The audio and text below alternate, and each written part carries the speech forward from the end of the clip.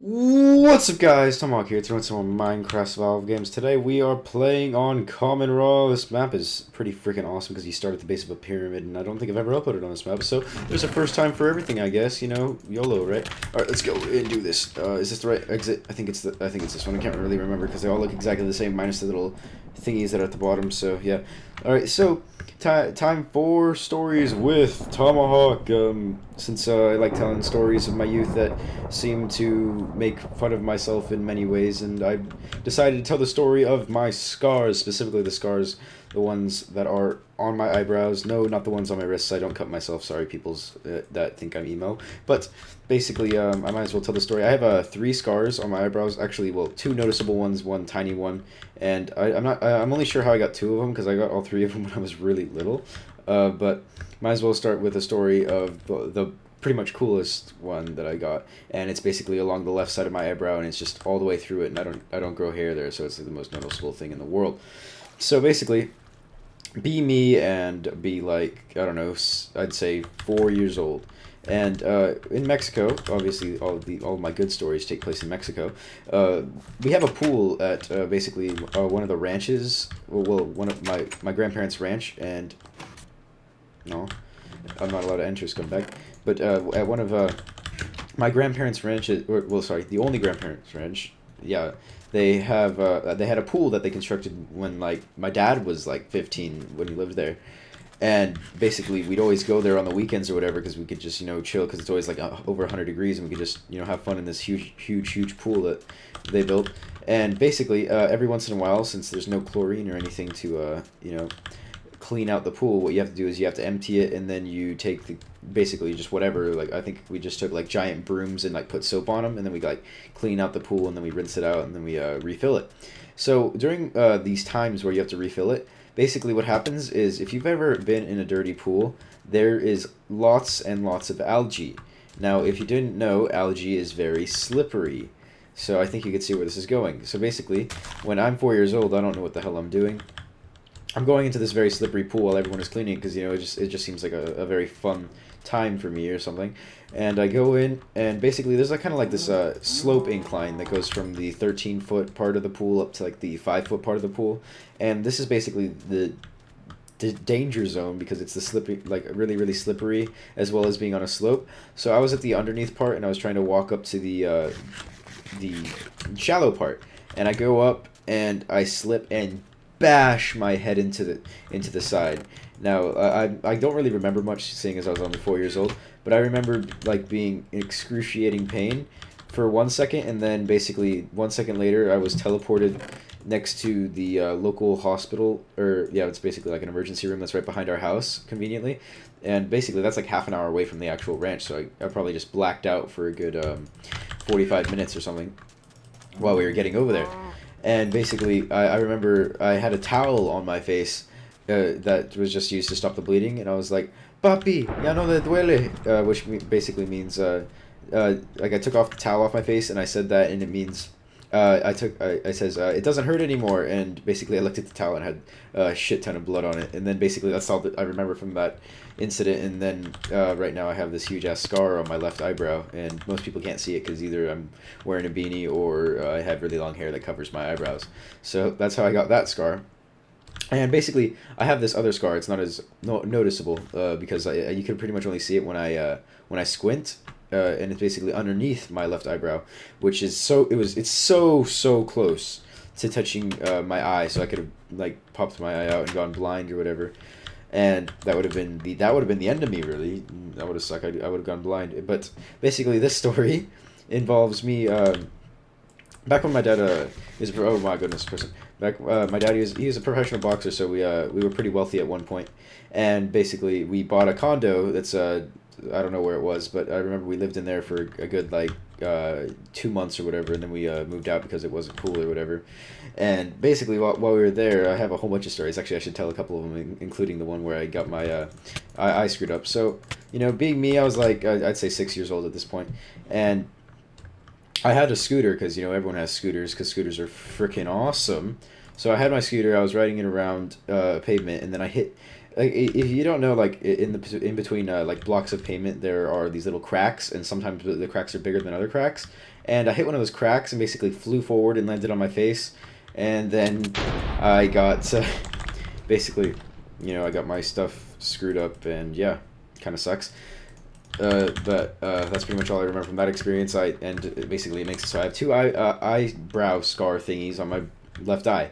So going back to that condo neighborhood, I have so many stories that I have to tell, and these are all when I'm super little too. So like the best little stories, because like there's these little tidbits of information that I remember from like I'd remember like one event every 2 years, and it's just awesome. So like while we're living in this condo, there's these like asshole neighbors or whatever, and like this guy is like a total bully or whatever.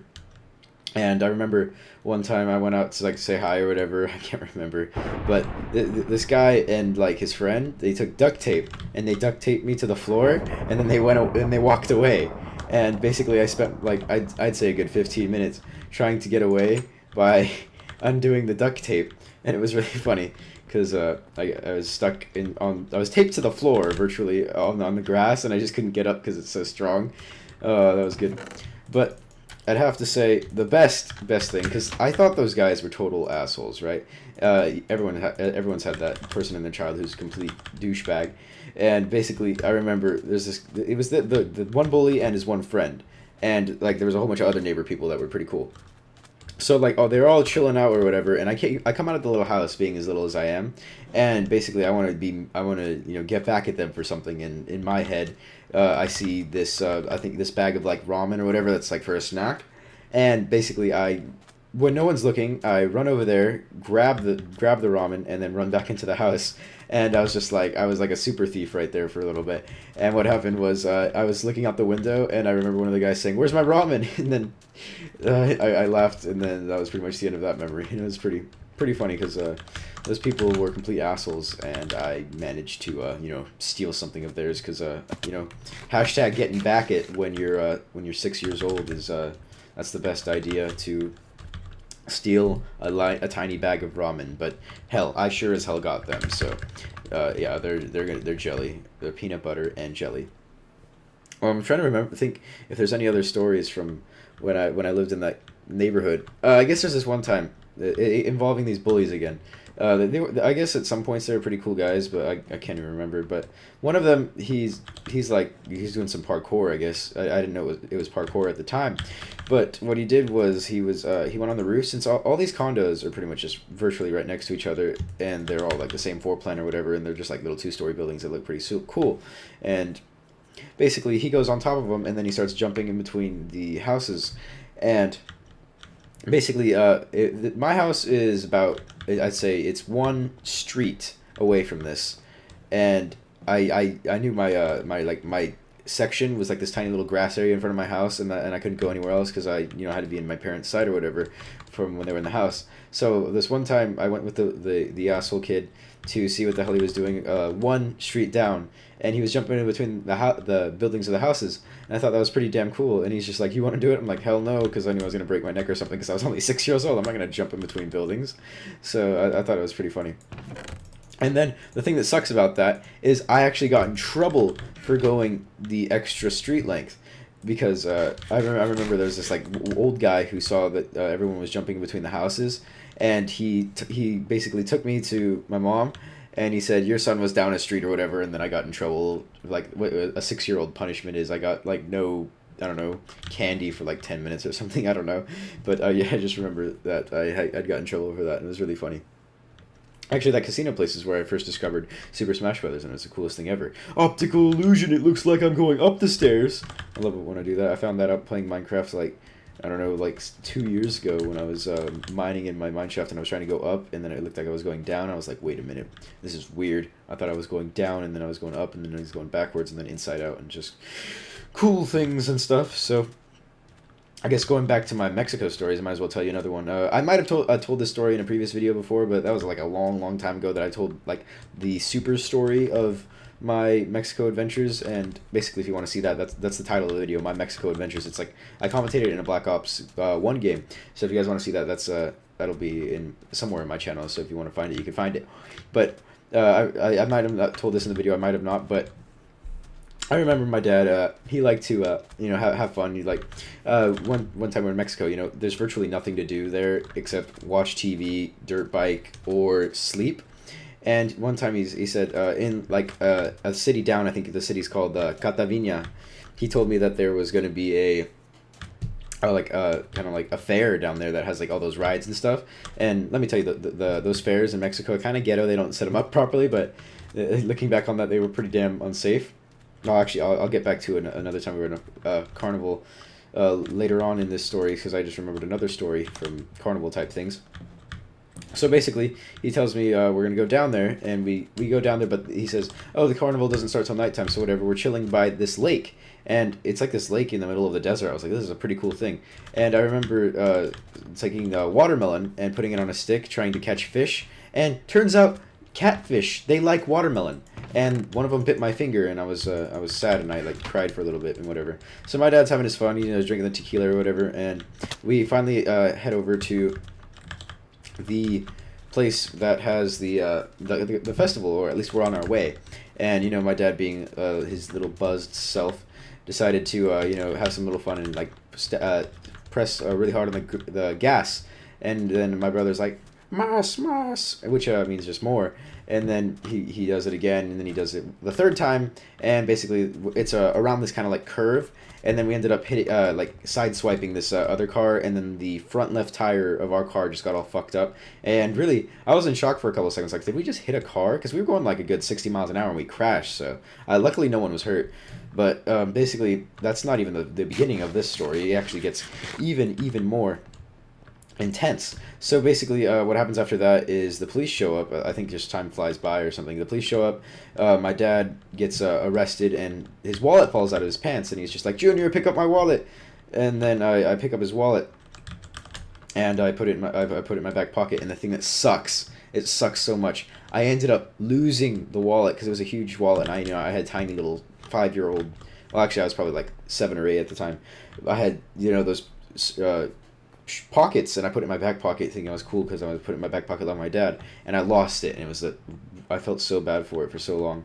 And I lost the wallet, and basically what we did is I had to walk like 3 miles, which is like 10 miles in little kid time, to get to a gas station to wait for my dad to get out of wherever he was being detained, and get like another car to get us away, and get the whole thing towed. And by the time this is all done, it's not even it's not daytime anymore, because the festival's at nighttime. So we're walking in the dark, and I remember before we stop at the gas station, we have to we stop at this one place.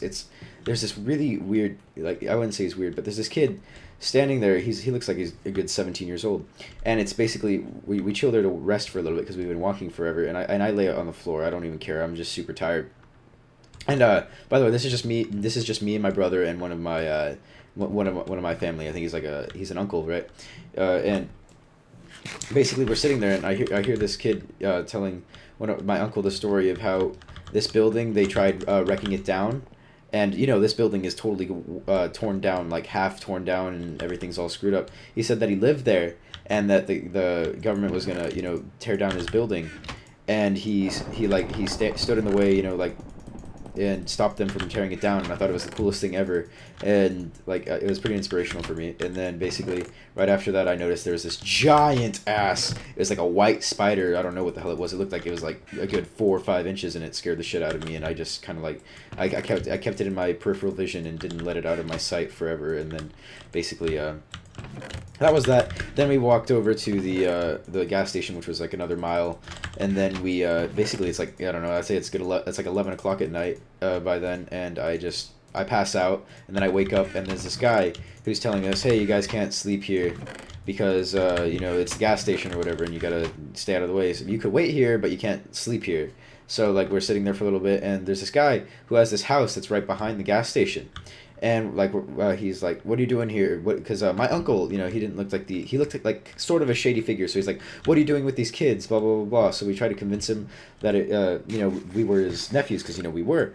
And after we finally convinced him that it was us, it turns out that guy was actually one of our family members too. So we chill at his house. I probably fall asleep again, and then my dad comes back, and we get a ride back, and then we end up almost hitting a deer, and then I go back to my Mexico home, and I live to live another day, and it was yeah, that was a pretty intense experience. It was a hell of a story to tell. So, hope you guys enjoyed that story. I would tell the other story for the carnival type experience that I had, but I'll save that for another video because we're in deathmatch right now. I'm trying to kill these guys, so I don't know where the hell he's trying to go, but he's gonna die. So, yep, and you're dead. And there we go. Let's see. Where's your? Nope. Is it right here? Yeah, it's right there. I was trying to get this thing right there. We go. And we're just gonna go over here and finish this baka, because what's a game when you don't fight against the baka? Why did I try lighting that stuff on fire? I don't even know. Come on. Ow, you're meanie. You're trying to use arrows to kill me? Well, I'm just gonna strafe out of the way. Look at that. Bam. And then, yep, just hit you a couple times, and that'll be that. And there we go. He is dead. Hope you guys enjoyed this episode of MCSG with Tomahawk. Hope you guys have a nice day, please.